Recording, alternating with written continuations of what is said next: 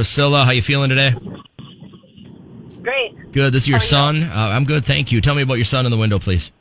Yeah, so I was going to graduate school down in Vermilion, South Dakota, and we were just sitting out having lunch at Taco John's, and my son decided to start throwing some rocks. And I happened to catch he was throwing them at the street, so I said, don't do that, Yeah. And as soon as I'm saying it, he whips one, and it hits this girl's windshield that's driving by.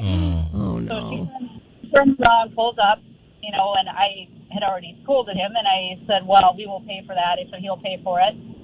Explained to the girl, and I told my son, you got your birthday coming up. Your birthday, you're going to ask for money for your birthday. I said, and you're going to pay for this. Good so for the you. girl was nice enough to. She was a law student, so she didn't Great. happen to have glass insurance Yeah. on her vehicle. So I was, kind of laughing as a law student, of course. But anyway, so she was nice enough to get like 3 or 4 different estimates and went with the cheapest one, but it still ended up being like $220 some.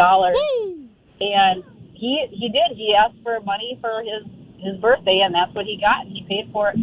He's almost 21 now and is very financially responsible. So, There it is. You're doing it right, Mom. I mean, that's it. And kids just want to throw things when they get bored. But, man, Elena was mentioning that they used to throw pine cones over cars while they were driving by. Yeah. Like, anyone that does that, you see every once in a while a story on the news where some guy's like, hey, let's try and drop some jelly beans off the bridge. Like, that never happens to just like normal people. That's never a good thought let me see if I can hit the car with this. I love that you're showing him, the fact that you have to really own up to it and use your own money, because there's nothing worse than getting all that money and then you got to fork it over.